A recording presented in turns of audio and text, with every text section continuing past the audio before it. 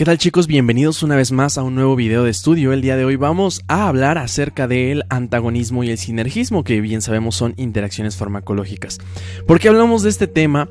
Porque existen muchas presentaciones en internet, muchos videos que si bien nos explican acerca del antagonismo y del sinergismo, pero aún nos cuesta, se traba un poco la información, leemos otras bibliografías y nos dicen cosas diferentes. Entonces, bueno, creo que es momento de organizar todo este tema que es muy importante en la farmacología, ¿ok? Ya sea básica como clínica. Bien, todo esto surge de la teoría ocupacional. No podemos hablar ni podemos explicar acerca de lo que es el antagonismo, el agonismo, el sinergismo y todo esto si no entendemos cómo es que esto surge. Bien, existe algo llamado teoría ocupacional y básicamente es el proceso que trata de explicar las funciones que surgen, ¿ok? Todas esas interacciones que pasan gracias a que se ocupa algo, ¿no? Como decía su nombre, ocupacional. ¿Qué se va a ocupar? Receptores principalmente, sitios de unión, sitios específicos de acción. ¿Sale pues? Entonces, la teoría ocupacional nos dice así de manera general, cuando dos fármacos, y esto les vamos a llamar A y B, ¿ok? Poseen una afinidad por un mismo receptor, bueno, pues van a actuar de una forma simultánea, ya sea que éstas quieran tratar de agonizarse, ¿sí? O que quieran antagonizarse, entre muchas otras cosas, ¿sí? De tal forma que esto es una teoría ocupacional. Simplemente hay una interacción. Varias sustancias, dos o más sustancias, dos o más fármacos van a querer interactuar en un sistema similar o igual, ¿ok? Y esto va a generar un proceso, ya sea positivo o negativo en cuanto a una respuesta biológica. Básicamente eso es una teoría ocupacional. Y de ahí surge todo este enrollo, ¿ok?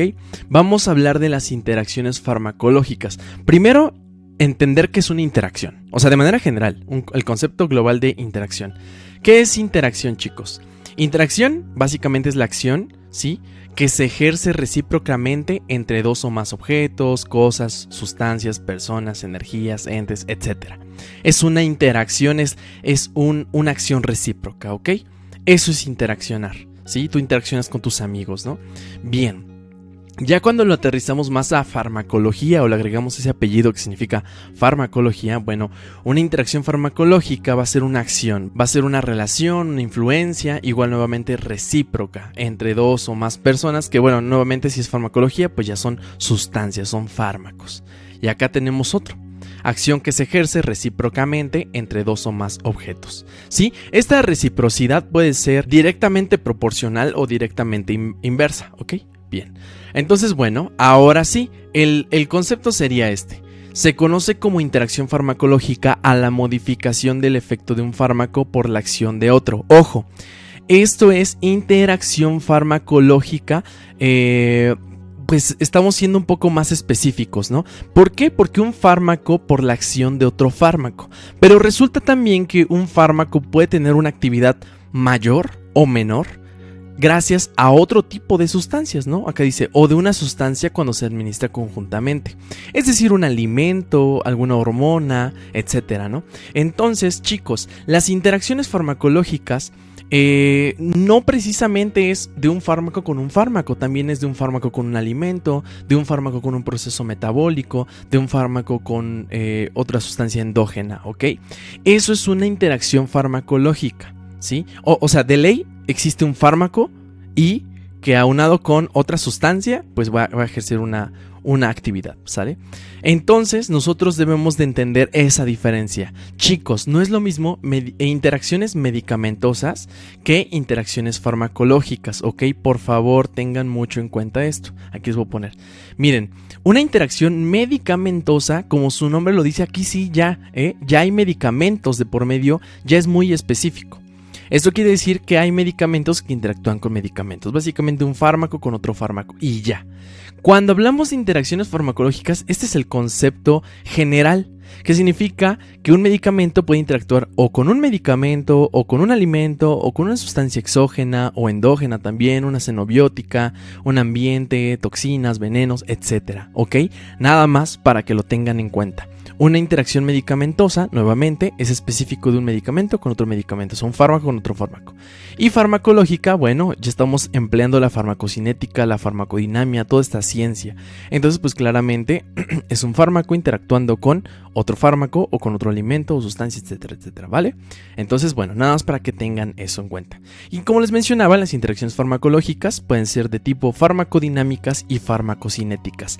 Recordemos muy bien qué significa eso. Farmacodinamia, la dinamia, la actividad que tiene el medicamento en el cuerpo. La farmacocinética, la actividad que tiene el cuerpo sobre, o bueno, el organismo sobre el medicamento. En otras palabras, farmacodinamia, lo que el medicamento le hace al organismo. Mecanismo de acción, ¿no? Principalmente. Farmacocinética, lo que el organismo le hace al fármaco, que vendría siendo LADME, liberación, absorción, distribución, metabolización y excreción. ¿Sale? Pues, entonces muy sencillo, ¿no? Ahora quiero que chequen esto. Acá dice interacciones medicamentosas, es decir, un fármaco con otro fármaco interactúan. ¿Y qué vamos a encontrar aquí, chicos? Dos cosas. O sinergismo o antagonismo, así de sencillo, ¿ok? Nosotros tenemos que entender, y creo que este video está hecho para eso, para entender qué es un antagonismo, los tipos de antagonismo, qué es un sinergismo, los tipos de sinergismo, cómo explicarlos, algunos ejemplos, etcétera. Pero bueno, ¿cómo es que se produce, chicos? ¿Cómo es que se produce esta interacción medicamentosa? Pues está muy obvio, ¿no? Necesitamos dos fármacos, ¿sí? Hay una actividad, y esta actividad o efecto de un fármaco A, ok, del primer fármaco, que se va a ver alterado, chicos, ya sea positiva o negativamente por presencia de otro fármaco, ok, o por la acción de otro, ¿sí? Esto es una interacción medicamentosa, ¿ok? Es decir, generalmente se va a definir como una interacción farmacodinámica, específicamente es una medicamentosa, ¿ok? Hay que entender más conceptos porque a veces nos confundimos muchísimo. No es lo mismo sinergismo que agonismo, ¿ok? O que antagonismo, porque tenemos varias. Tenemos agonista, antagonista, sinergismo, ¿sí? Entonces, bueno, vamos a entender qué es esto. El agonismo, una sustancia agonista, ¿ok? Es esa sustancia capaz de generar una actividad intrínseca, así de sencillo.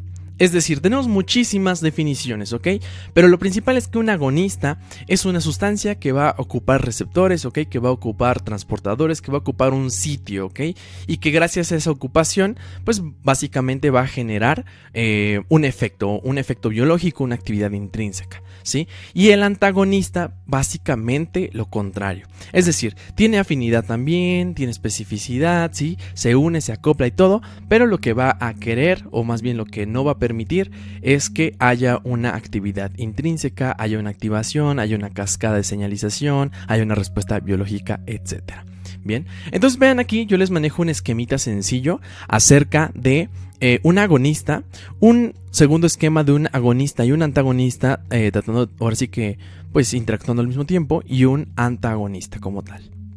Bien, vemos que un agonista pues llega a su receptor, genera una respuesta y bueno, hay una activación completa, ¿no?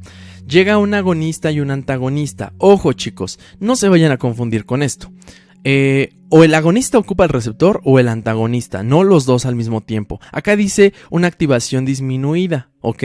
No significa que en medio se acoplaron los dos y ya. No. Significa que, recuerden que tenemos muchísimos receptores, expresados en la membrana, ¿no? En diferentes células, en diferentes sistemas, etc. Entonces todos esos receptores pues claramente van a ser ocupados, algunos por agonistas y algunos por antagonistas. Por eso la respuesta va a ser menor. Pero esto no significa acá como tal literal que un antagonista y un agonista se acoplen al mismo tiempo y como que medio los dos estén estorbando. No, o lo ocupa uno o lo ocupa el otro, ¿sale? Ahorita vamos a ver de qué tipo de antagonismo es este y así, ¿no? Y el antagonismo por su parte pues simplemente que hay muchos antagonistas, le ganan a los agonistas, ocupan casi todos, si no es que todos los receptores y pues simplemente evitan una activación, ¿ok? Entonces, bueno, ya sabemos que es un agonista, ya sabemos que es un antagonista, ¿sí? Los agonistas pueden ser de sustancias endógenas, es decir, secretadas, sintetizadas por nuestro mismo organismo, ¿sí? O sustancias exógenas, que son principalmente pues los fármacos, ¿no? Pero también en el ambiente, sustancias nanobióticas que no se sintetizan en el organismo, etcétera. ¿Sale pues? Bien, existe otro concepto que se llama interacción ligando-receptor, que no es más que un complejo que genera esa sustancia endógena al momento en que se une a su receptor. Y básicamente se llama complejo ligando o ligando-receptor. Está muy sencillo, ¿no? Entonces vean esto, chicos. Tenemos una sustancia. Esta sustancia tiene esa característica de ejercer una función, una actividad biológica, ¿no? Claramente llegando a su receptor. Entonces llega a su receptor y, bueno, genera esta actividad. Genera y da una respuesta biológica, ¿sí? Y pues claramente hizo una interacción ligando-receptor. Ahora yo les pregunto a ustedes, a ver chicos, ¿un antagonista puede también generar un ligando-receptor? Claro que sí, claro que sí. ¿Puede un antagonista también unirse a su receptor y generar un ligando, un complejo ligando? Pero, a diferencia del otro, y nuevamente mencionándolo, es que el antagonista no va a generar una actividad intrínseca y por supuesto no va a existir respuesta biológica. Está muy sencillo hasta aquí todo esto, ¿no? O sea, está realmente sencillo. Tal vez nos confundimos un poco más en las subdivisiones que hay entre los tipos de antagonismo, los tipos de agonismo, los tipos de sinergismo. Bueno, vamos siguiendo. Otra vez, ya nada más para que se nos quede claro. Agonista crea un complejo ligando por medio de sus sustancias endógenas, principalmente, ¿no? También tenemos exógenas como fármacos, pero bueno, normalmente son endógenas, como los neurotransmisores, hormonas, segundos primeros mensajeros, ¿no? que tenemos en el organismo. Y el antagonista, pues que crea un complejo ligando también, como les decía, pero no genera actividad intrínseca, todo lo contrario, evita que exista una respuesta biológica. Muy bien, entonces ahora sí, chicos. Entramos en materia, sinergismo y antagonismo. Nos confundimos muchísimo porque el sinergismo es algo precioso, es algo muy complejo, pero también es sencillo de entenderlo, ¿no? Solamente que es cuando lo dividimos cuando entra el problema. A ver. Para poder aterrizar bien el sinergismo, nosotros debemos entender primero qué significa sinergismo, claro, ¿no? O sea, más bien, antes de hablar de sinergismo farmacológico, ¿no? Primero, ¿qué es un sinergismo? ¿Qué es la sinergia? Hacer sinergia con los amigos, con la familia, con el cuerpo de trabajo, los empleados, ¿no? Es una acción, claramente. Todo esto son acciones, son actividades, es dinamismo. Es una acción combinada de varias sustancias químicas, las cuales producen un efecto total más grande que el efecto de cada sustancia química separada, ¿ok? Entonces, este es otra definición: acción de dos o más causas cuyo efecto es superior a la suma de los efectos individuales, ¿ok? Entonces, bueno, vamos a ver esto. Esto significa que un sinergismo farmacológico se define como esa interacción que hay entre dos fármacos para dar una respuesta mayor, ¿sí? O simplemente más grande en comparación a las sustancias químicamente separadas, ¿ok?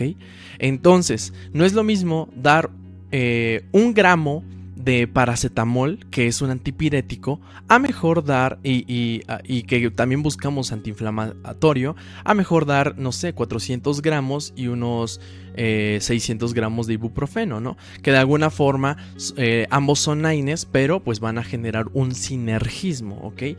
Entonces es mucho mejor. Tiene claramente sus ventajas, pero vean acá, nosotros tenemos un sinergismo y lo vamos a dividir, ¿ok? Vamos a tener su clasificación. A ver, es de potenciación y el de sumación. Simplemente estos dos son los que se van a clasificar como tal, la generalidad. Ahora, hemos tenido problemas porque en algunas bibliografías ya manejan una subclasificación, bueno, otro concepto que se llama facilitación, y algunos se confunden porque no saben dónde acomodarlo, si es un tercer tipo de sinergismo o es un subtipo de potenciación. Bueno, lo correcto es que es un subtipo de potenciación, ¿ok? Nuevamente, el sinergismo se divide en dos: sumación o potenciación, más bien se clasifica, ¿no? Y a su vez potenciación se subclasifica en el ordinario y en el de facilitación, que ahorita vamos a ver qué significa cada uno. A este esquema que les hice, y bueno, vamos a tener una interacción farmacológica de tipo físico-bioquímica y de tipo medicamentosa, ¿ok? Nuevamente, Si nos vamos a medicamentosas, pues ya vieron que es específico de fármacos. Si nos vamos a físico-bioquímicas o fisicoquímicas o bioquímicas, pues ya es algo más generalizado. Tenemos, chicos, dos tipos, el de sumación y el de potenciación. ¿Cómo se definen? Un ejemplo de sumación sería decir 3 más 3 es igual a 6. Es decir, que los mecanismos de acción son iguales o son similares o ejercen efectos en el principio o sistema mismo, ¿ok? Entonces, a ver, chicos, un sinergismo de sumación es cuando se administran dos fármacos. Ok, estamos hablando del medicamentoso, ¿no? Se administran dos fármacos y estos tienden a tener un mecanismo de acción, una farmacodinámica similar o igual, ¿ok? De tal forma que van a generar una respuesta mayor, claramente, ¿no? Pero esta pues no va a ser realmente intensa como lo sería en potenciación, ¿sí? Sus respuestas, la respuesta que ejerce un efecto sinérgico de sumación puede compararse cuando estos dos fármacos por separado se administran, de tal manera que no hay tanta diferencia, ¿ok? La sumación sí es buena, sí, claro que tiene actividad, sí, pero no en muchos tratamientos se ocupa, ¿ok? Entonces la sumación, pues por supuesto, se busca más que nada para tratamientos agudos. Bien. El sinergismo de potenciación es como decir 3 por 3 es igual a 9. ¿Qué estamos viendo? Que igual estamos hablando de un fármaco A que vale 3, un fármaco B que vale 3 igual, pero no los estamos sumando como es en sumación, los estamos multiplicando y damos un resultado mayor, ¿ok? Se multiplica, ¿no? Y este valor es mayor claramente en una sinergia, en una interacción de dos fármacos que cuando los dividimos, ¿no? Teniendo un resultado mayor cuando están juntos. ¿Qué va a pasar acá? ¿Cómo se va a diferenciar entre la sumación? Bueno, los mecanismos de acción en este caso que son de potenciación son en sistemas diferentes, lo que le confiere una propiedad de efecto potencial, ya sea de intensidad, sensibilización o potencia en general, ¿no? Esto significa, chicos, que los dos fármacos que se han administrado tienen mecanismos de acción diferentes, ¿ok? Que tal vez cubren sistemas diferentes, ¿sí? Pero que sus efectos ayudan a potencializar el efecto que se busca al final, ¿no? Que es el efecto terapéutico o el efecto deseado. Entonces, ahorita vamos a ver algunos ejemplos, no se preocupen, pero básicamente esa es la principal diferencia. Si yo les digo cuál es la diferencia entre sumación y potenciación, yo les diría el mecanismo de acción. ¿Cuáles van a ser las ventajas del sinergismo? Bueno, pues claramente que vamos a buscar que las dosis sean menores, ¿sí? Nosotros evitamos que mejor le damos una dosis alta, una dosis máxima de un fármaco, a decir, bueno, mejor le damos 2, 3 fármacos a dosis mínimas, ¿no? Y entonces así evitamos, entre otras cosas, pues daño hepático, daño renal, daño cardiovascular, etc. Entonces, pues esto realmente es muy bueno. ¿Qué otras ventajas? Pues puede disminuirse y evitarse los efectos secundarios, claramente, los colaterales, los adversos, los deletéreos, entre muchos otros efectos, ¿no? Que no se están buscando. ¿Por qué? Porque las dosis nuevamente son mínimas. ¿Qué otra cosa? Pueden aliviarse la rapidez de inicio y prolongarse los efectos. Otra cosa muy importante es que no existe toxicidad, es decir, una intoxicación pues claramente por las dosis altas. Esto es muy bueno. Cuando existe una insuficiencia cardíaca, una insuficiencia metabólica por el hígado, una insuficiencia renal, etcétera, pues claramente ahí puede también existir toxicidad. Pero bueno, hablar de un sinergismo en el cual nosotros disminuimos dosis, pero damos un poquito más de fármaco, o bueno, más bien otra variedad de fármacos, pues eso realmente es bueno. A veces se sataniza mucho a la polifarmacia, pero en su mayoría la polifarmacia es muy buena. Solamente hay que saber conjugarla y por supuesto conocer este tema de lo que es sinergismo, antagonismo y toxicidad. Ahora vamos con el antagonismo. Ya entendimos qué es el sinergismo, qué es esa interacción, que básicamente es ganar-ganar, aumenta el efecto. Hay de tipo potencial, de tipo sumatorio. Vemos que el potencial tiene dos subtipos, que es el ordinario y el de facilitación, que ahorita vamos a ver cuáles son. Pero bueno, vámonos con antagonismo, una vez más. ¿Qué era el antagonismo, chicos? ¿Recuerdan? La interacción de dos fármacos, ¿ok? ¿Sí?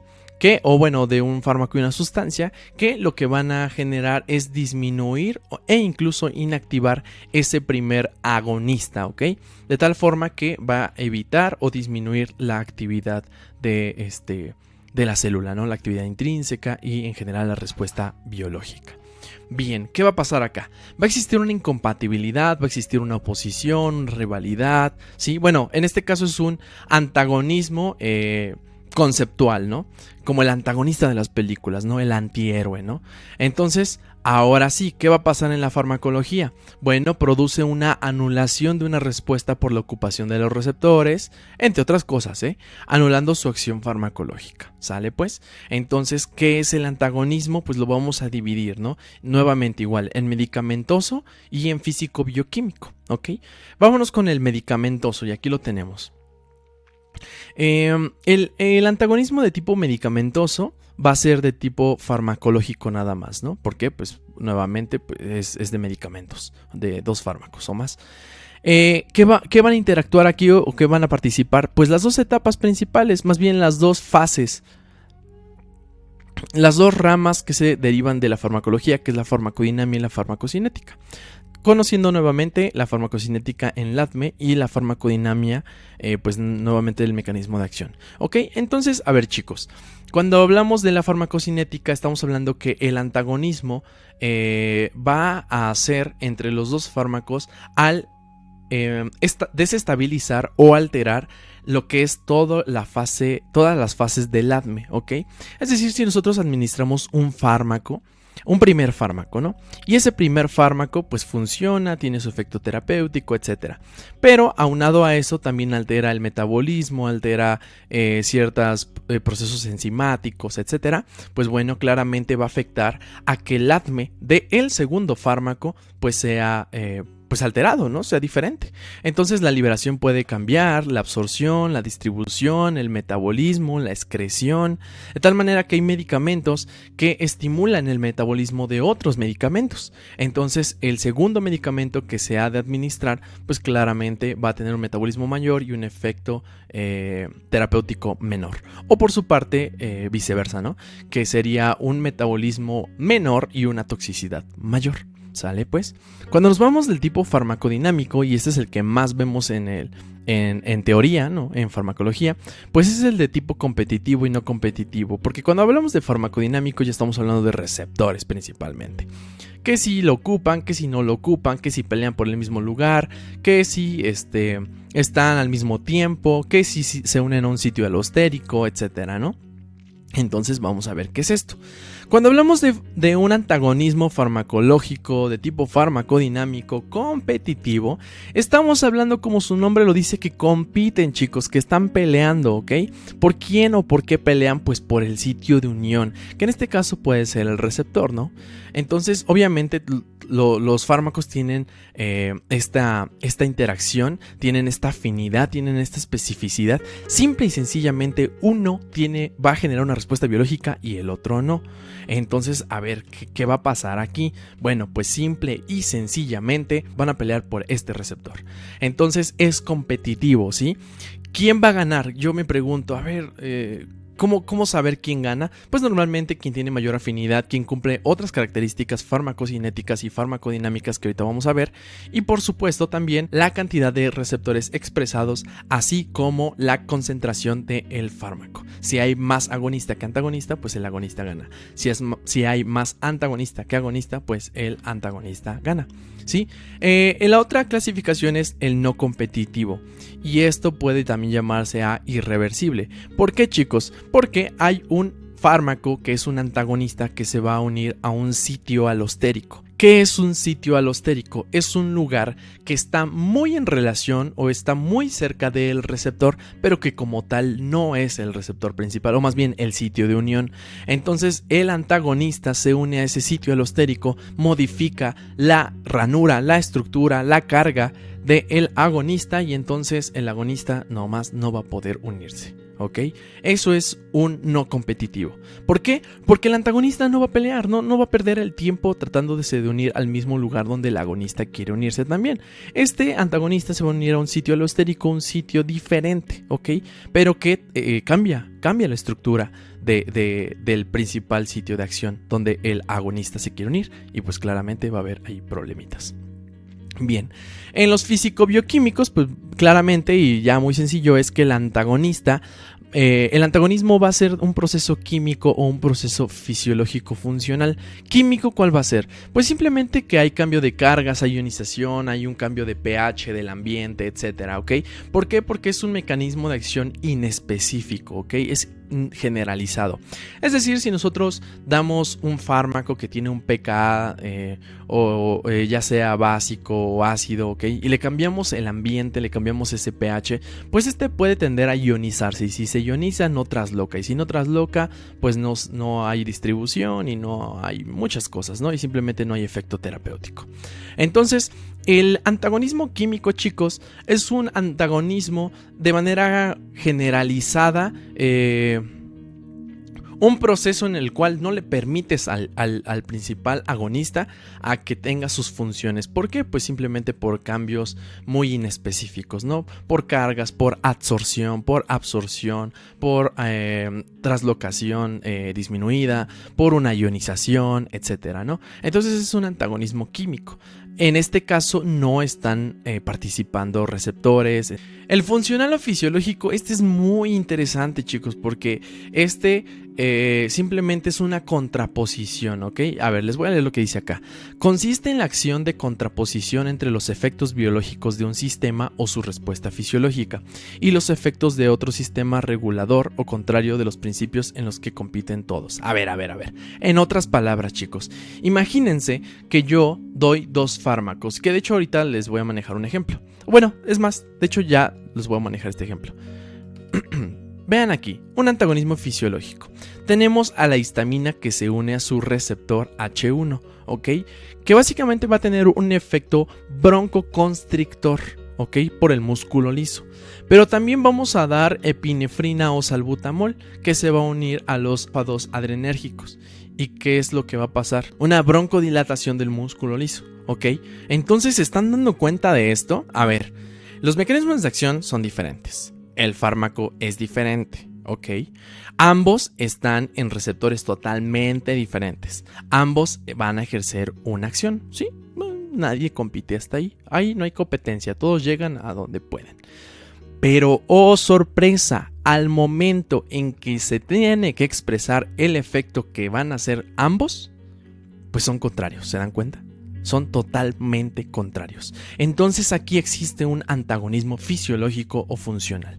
De tal forma que ni el mecanismo de acción ni nada de esto de lo químico tuvo que ver, sino básicamente ya cuando los dos van a ejercer su efecto. ¿Quién va a ganar? Nuevamente la administración. Ahora sí que los receptores que estén más expresados pues van a ganar más el efecto, ¿no? Si hay más 2 adrenérgicos o si hay más H1s, pues bueno, de los receptores de histamina pues claramente son los que más van a ejercer esa función. Muy interesante, ¿no, chicos? Bien, y aquí nuevamente ya nada más para terminar, antagonismo químico ocurre cuando las características de las sustancias administradas son tales que el antagonista reacciona químicamente con el agonista, logrando así su inactivación. Entonces tenemos ejemplos como quelantes, neutralización, reducción, precipitación, inactivación, lo que les decía, ¿no? Todo es químico, es indirecto, es inespecífico, ¿no? El fisiológico funcional, pues ya lo vimos, ¿sí? Y el farmacológico, que ya lo vimos, es competitivo, también llamado reversible o superable, y el no competitivo, que es irreversible o no superable. ¿Sale pues? ¿Por qué? Pues ocupan los sitios alostéricos. Y el competitivo pues van a competir por el mismo sitio de unión. Pues bien, chicos, ya explicamos estos principios. Ahora ya nada más es cosa de entender mejor y algunos ejemplos. Les pongo aquí todo este texto, no crean que se los vengo a leer solamente para que ustedes le tomen screenshot o algo y lo lean después. Es el mecanismo de acción de esta tablita que tenemos aquí. Entonces vean, chicos, acá tenemos una tabla muy interesante que nos habla de los ejemplos de los 3 tipos que hemos hablado, ¿no? Que es el sinergismo de suma, el sinergismo de potenciación y el antagonismo, ¿sí? El antagonismo ya nos ha quedado muy claro. tenemos muchísimos ejemplos, pero en sinergismo, por ejemplo, de sumación, por ejemplo, tenemos la gentamicina o la tobramicina y la cefalotina, ¿ok? Que bueno, los dos primeros son aminoglucósidos, ¿sí? ¿No? Y la cefalotina, de alguna forma, es una cefalosporina de primera generación. Y esto, el problema es que va a tener un efecto terrible en los efectos adversos de nefrotoxicidad, ¿ok? Va a dañar al riñón terrible, ¿ok? Entonces, sí tiene un efecto sinérgico de suma, ¿no? Pero pues claramente también va a tener un efecto mayor adverso. Entonces, bueno, a veces los sinergismos de sumación son buenos y a veces son malos. El sinergismo de potenciación, pues tenemos al trimetoprim y al sulfametoxazol, ¿ok? Este es muy bueno, esto es un sinergismo de potenciación. Sus mecanismos de acción claramente son sobre el mismo organismo que es la bacteria, pero su mecanismo específico es diferente, ¿ok? Entonces esto va a generar un proceso de potenciación, va a generar una respuesta mayor, ¿ok? Y pues claramente la actividad antimicrobiana va a ser superior a la suma de ambos por separado, ¿ok? Bueno, y el antagonismo, bueno, aquí tenemos anticoagulantes orales y vitamina K, que claramente se contraponen en la cascada de coagulación, ¿no? Entonces, vean chicos, ahora sí, para que nos quede todavía más claro, ¿se acuerdan que les dije? Sinergismo se divide en potenciación y sumación. Ya nos quedó claro que es sumación, ya nos quedó claro que es potenciación, pero leímos en otras bibliografías que existe otro que se llama facilitación. Yo les digo que facilitación es un subtipo de potenciación, ¿ok? Y entonces potenciación se subdivide en ordinario y en facilitatorio o de facilitación. El ordinario, ¿qué significa? Simple y sencillamente dos fármacos que tienen sus mecanismos de acción diferentes y pues tienen un efecto potencial. Y el de facilitación, ¿cómo se define? Es aquel fármaco, ¿ok?, que como tal solito no tiene ningún efecto, chicos. No funciona para nada. Para nada, para nada. No tiene ningún efecto y pues no sirve para nada. Pero solamente le das otro fármaco. Y este primer fármaco que no servía para nada si estaba solito, tiene una potencia increíble, poderosísima, si es que hace sinergia con otro, ¿no? Y es potencial. Entonces, básicamente, la facilitación es el proceso por el cual, gracias a un fármaco, el otro tiene esa oportunidad de tener un efecto mayor, pero por sí solo no tiene ningún efecto. El ordinario, los dos tienen efectos, ¿sí? Por sí solitos. Pero, pues claramente ya se ha acostumbrado a darlos juntos porque tiene un efecto mucho mayor. Entonces, esa es la diferencia. Nuevamente, si yo les digo diferencia entre ordinario y de facilitación, pues en el de facilitación necesitamos, o sea, un fármaco está inactivo o casi no sirve de nada si está solo. Pero gracias al otro ya tiene potencia enorme. Y en el ordinario, pues los dos sí sirven por sí solitos, sí tienen actividad por sí solitos, pero nuevamente, juntos también tienen una potencia enorme. ¿Sale pues? Ahora, ¿cuáles mis ejemplos? El trimetoprim y el sulfametoxazol, ambos antibióticos claramente, y los dos, o sea, el trimetoprim hoy en día pues ya no se da solo o sí se presenta, pero bueno, normalmente ya está con esta presentación, ya con el sulfametoxazol, ya se dan juntitos y aquí tenemos la presentación, ¿ok? El ácido clavulámico, por su parte, no lo van a encontrar solo nunca, chicos. El trimetoprim sí lo encuentran solo y el sulfa también, pero el ácido clavulámico no. Nunca lo van a encontrar solo, porque el ácido clavulámico es un inhibidor de las beta-lactamasas, ¿ok? Pues ya sabemos que las beta-lactamasas pues destruyen, ¿no? O sea, son enzimas de la bacteria que destruyen esa eficacia del antibiótico, del beta-lactámico, ¿ok? Del antibiótico beta-lactámico. Entonces, imagínense que yo soy un inhibidor de las beta-lactamasas, ¿sí? Soy un inhibidor de esas enzimas que van a evitar que otros antibióticos funcionen. Pero si no hay un beta-lactámico, no sirvió de nada, porque solamente inhibí, solamente abrí las puertas, pero no tengo armas. Yo soy el maestro de llaves, soy el amo de llaves, pero nada más, no tengo armas, no tengo munición, no tengo nada. Entonces es gracias a eso que se une otro antibiótico. Y ahora sí, tú me abres puertas y el otro antibiótico, que es un tanque de guerra, pues básicamente empieza a atacar. Y entonces ahí tiene el potencial. ¿Sale pues? Entonces listo, chicos. Nada más para que nos quede bien claro. Ya que tenemos otro esquema. A ver, miren, vean esto. Antes del fármaco, fármaco agonista y fármaco antagonista. El primer esquema nos dice: hay una sustancia natural, es este cuadrito azul. Le vamos a llamar sustancia endógena, ¿ok? Es este agonista endógeno que pues va a unirse a su sitio, a su receptor, ¿ok? También natural, podemos llamarlo una hormona, un neurotransmisor, etcétera, y pues ya tener una actividad celular normal. Cuando hablamos de un fármaco agonista, chicos, vamos a ver que tanto el agonista como el endógeno pues van a estar en constante interacción, ¿sí? Unos receptores ocupados por agonista de fármaco y otros receptores ocupados por el agonista endógeno, ¿no? Y pues van a tener una actividad celular potenciada, ¿no? O sea, un poco mayor, ¿sí? Va a ser mayor porque el fármaco está estructurado para tener una actividad mayor. Cuando hablamos de un fármaco antagonista, bueno, entonces vemos que está el cuadrito azul, que nuevamente era la sustancia natural, la sustancia endógena, y que va a llegar este fármaco antagonista que simplemente se va a unir y no va a permitir que exista este complejo ligando con el endógeno natural, de tal forma que no va a existir actividad celular, ¿sí? Se va a bloquear y pues bueno, creo que está muy sencillo, ¿no, chicos? Bien, recuerdan que les había platicado del sitio alostérico. Es que a lo mejor algunos no me entienden o no lo han llegado a leer totalmente bien, pero es muy sencillo. Imagínense esto, ¿no? Tenemos diversas formas de fármaco. Tenemos el tipo A, tipo B, tipo C, tipo D. Tenemos un mismo receptor y tenemos los efectos estructurados en una gráfica de respuesta-dosis o dosis-respuesta, ¿no?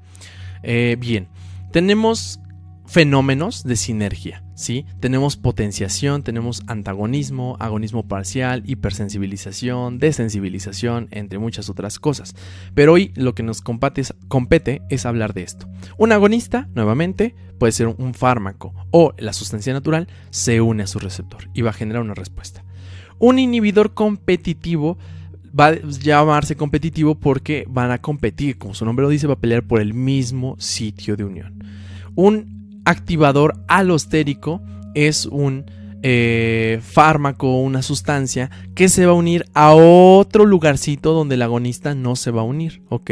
Y no importa que el agonista ya se haya unido, si está el activador alostérico, esta ranura primaria va a cambiar y entonces el agonista puede salirse de nuevo, ¿sí? Ya ven por qué esto le llaman también un antagonista no competitivo o un inhibidor no competitivo, porque chicos, no va a competir, no le importa, o sea, él se va a unir a otro lugar y va a cambiar la estructura de este primer lugar, ¿ok? Al sitio alostérico que es este. Entonces, por eso no va a poder cambiarse esta unión y va a ser irreversible.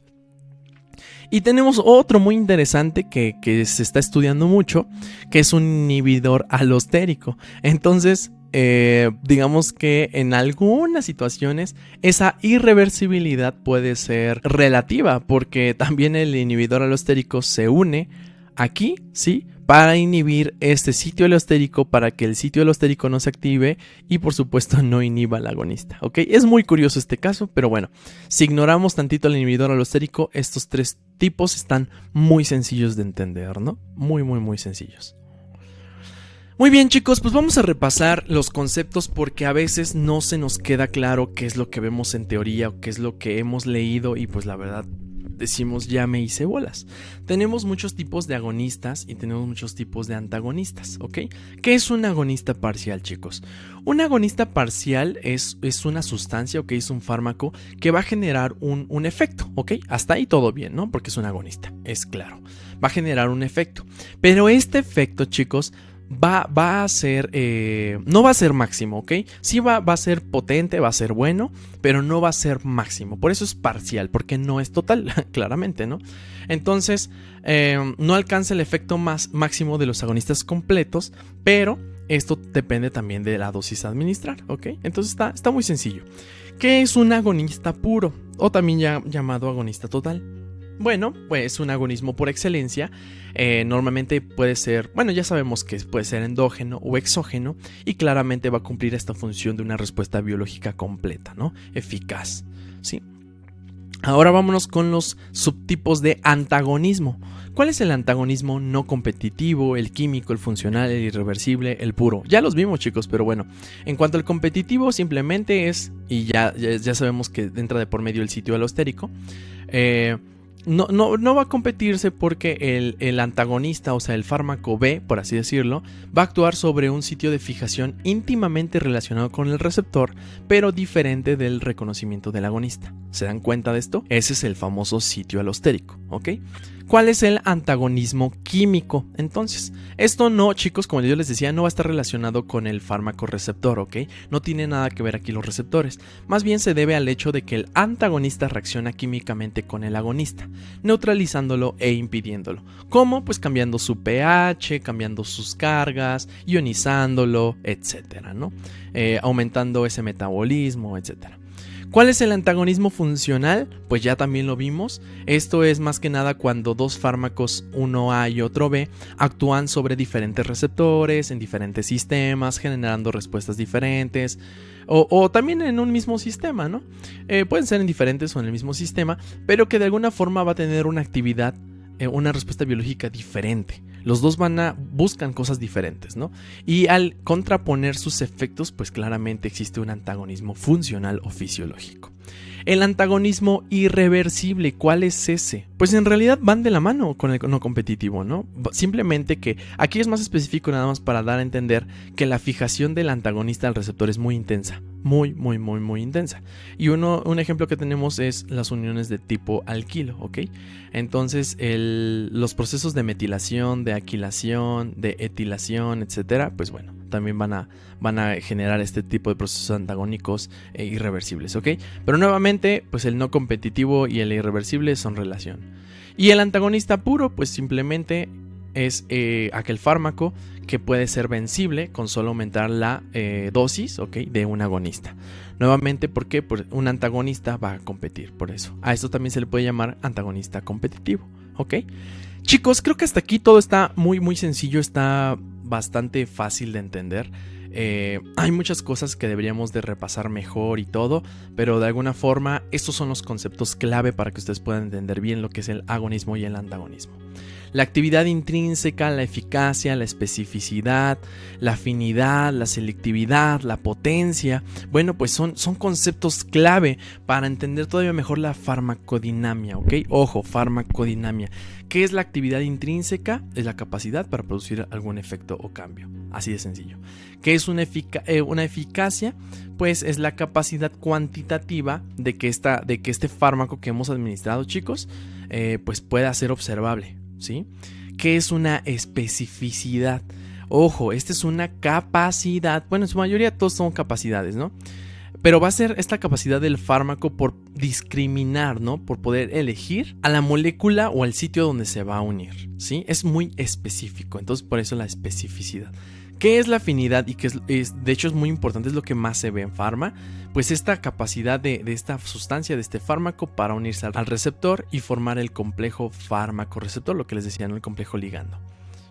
Y la selectividad, entonces, ¿cómo se va a diferenciar? Pues es el grado en que un fármaco actúa sobre un sitio dado en relación con otros, ¿sí? Esto realmente, la selectividad es como pues la suma de una afinidad y de una especificidad principalmente.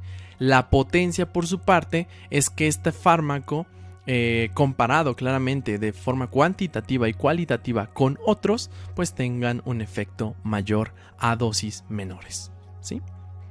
Bueno, y vamos a hablar de lo que es la relación entre la sensibilidad. Ya nada más por último entender qué es una sensibilidad, ¿sí? La sensibilidad es esta capacidad que tiene los receptores, ¿ok?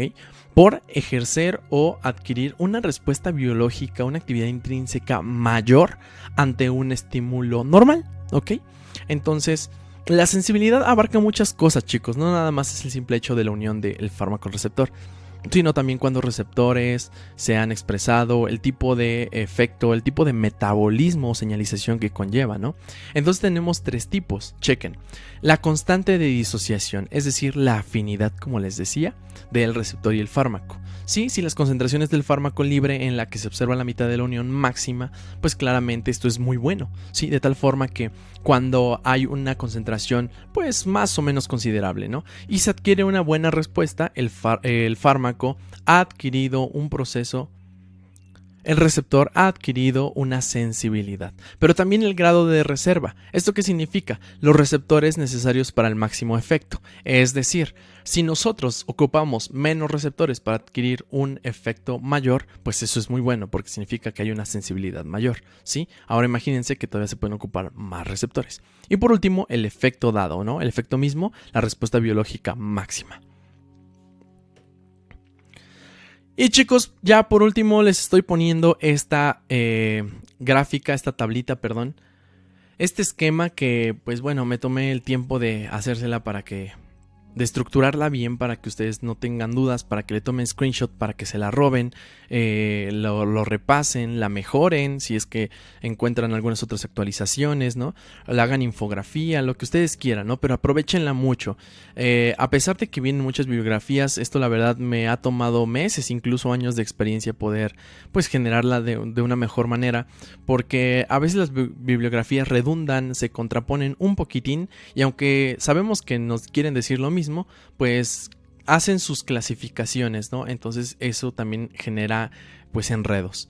Entonces básicamente, para que ustedes tengan el resumen de todo lo que hemos visto el día de hoy, este es el resumen, es este esquemita de lo que es las interacciones farmacológicas de tipo físico-bioquímicas y de tipo medicamentosas, y los antagonismos que pueden generar, químicos o fisiológico-funcionales, o de tipo farmacológicos, que puede ser farmacodinámico y farmacocinético. Ya les manejo unas tablitas de muchos ejemplos que ustedes van a poder encontrar a lo largo de los estudios, de todo lo que vayan leyendo en su preparación, en nuestra preparación como futuros profesionales de la salud, en nuevos artículos que descubrieron que esto, que el otro y así, ¿no? Entonces miren, por ejemplo, aquí en LATME, imagínense, absorción, distribución, metabolismo, excreción, pues vamos a ver que tenemos ejemplos de las interacciones y la modificación que va a causar el fármaco, ¿no? Por ejemplo, la metoclopramida y el paracetamol va a aumentar la velocidad de absorción del paracetamol, ¿sí? Esto es bueno y malo, pues dependiendo del efecto que se esté buscando. ¿Por qué? Porque existe una alteración en la motilidad gastrointestinal. Imagínense, si se da una concentración alta, pues la metoclopramida va a aumentar la toxicidad de paracetamol, si es que hay una intoxicación, ¿no? Si damos ciprofloxacino, ¿no? Este antibiótico, e hidróxido de aluminio, vamos a generar una formación de quelatos, ¿ok? Y por supuesto esto va a generar una reducción de la biodisponibilidad de ciprofloxacino, del mismo antibiótico. Entonces aquí tenemos muchísimos procesos. Por ejemplo, en el metabolismo, chequen. Si nosotros damos omeprazol, que actúa, ya sabemos, ¿no? Disminuyendo la síntesis de hidrogeniones, pues va a actuar sobre el citocromo CYP2C19 y esto va a disminuir la efectividad del clopidogrel, que es un profármaco. El profármaco significa que es un fármaco que necesita ser metabolizado para después tener un efecto terapéutico. Entonces básicamente va a inhibir la enzima, ¿ok? Va a existir una inhibición enzimática, y si existe una inhibición enzimática, el profármaco no se va a metabolizar y el clopidogrel en general no va a tener un efecto mayor. Entonces se dan cuenta, chicos, que hombre, o sea, las interacciones siempre, todos los días, las estamos experimentando. No siempre con fármacos, pero siempre estamos experimentando. Hay interacciones legendarias, beneficiosas, muchísimas, muy buenas, ¿no? Como los IECAs, ¿sí? Que son los inhibidores de la enzima convertidora de angiotensina, con algunos diuréticos para lo que es la hipertensión arterial, ¿no? Por ejemplo, los corticosteroides y los betaadrenérgicos inhalados para el asma. El ritonavir y los inhibidores de la proteasa para un efecto antirretroviral, ¿no? Entonces son muy buenos, o sea, las interacciones, chicos, son buenas siempre y cuando las conozcamos bien, dominemos qué onda con todo esto. Y acá tenemos otras tablitas que, bueno, se las dejo nada más para que ustedes después les tomen screenshot o algo y las lean con tiempo. Busquen más tablas, hay muchísimas en internet sobre este tipo de interacciones, tanto sinergismo, antagonismo, interacciones con medicamentos, interacciones con proteínas, etcétera. Y bueno, hay otras interacciones perjudiciales, esta tablita muy famosa llamada el top 10 de las interacciones farmacológicas de mayor riesgo, ¿no? Como los anticoagulantes orales con los AINES, ¿sí? Incluyendo incluso los selectivos de la COX-2, los anticoagulantes orales con los grupos sulfa, ¿ok? Los anticoagulantes orales con los macrólidos, casi con muchos antibióticos, ¿no? Con la fenitoína, el IECA con la espironolactona, o sea, tenemos muchísimos. ¿Cómo funcionan? Pues tenemos que conocer los mecanismos de acción de cada una. Una vez más, para que no se nos olvide, por favor, les dejo aquí la tablita para que ustedes puedan estudiarlo a fondo, este tema, que principalmente es el tema de antagonismo, ¿ok? Antagonismo, de sinergismo y en general de interacciones farmacológicas. Estas tablas nos dicen cuál va a ser la probabilidad de interacción de los fármacos, ¿ok? Entonces habría que llenarlas, ¿sí? Si nosotros conocemos, tenemos un futuro consultorio, futuros profesionales de la salud o trabajamos con un profesional de la salud, no estaría mal que lleváramos a la práctica pues estas tablitas para saber si existe una probabilidad mayor de una interacción farmacológica. Y pues son un constante. Son un grupo de preguntas muy interesantes que nos van a llevar a un RAM, ¿ok? Que básicamente es una puntuación probable que nos va a ayudar para nuevamente ver si existe una interacción farmacológica. Estas son mis bibliografías, chicos, algunas claramente las he sacado de bibliografías básicas de farmacología en los cursos que pues todos casi cursamos, ¿no? En nuestra preparación en medicina, ¿sí? Algunos artículos pues son ya actualizados de Google Académico, ¿ok? Y algunos de UpToDate, que pues son artículos de paga, entonces pues se los recomiendo mucho. Y algunos apuntes que también he tenido aquí, que he hecho a lo largo de mi carrera, entre muchas otras cositas, ¿sale, chicos? Bueno, no me queda más que decirles gracias. Disculpen si hice este video muy largo. Espero de verdad les haya gustado.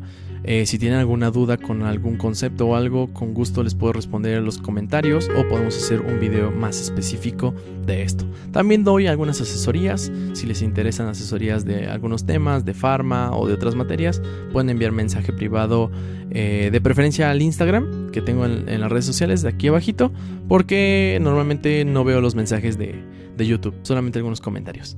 Cuídense mucho, chicos, excelentes fechas, échenle muchísimas ganas al estudio, nos vemos pronto, bye.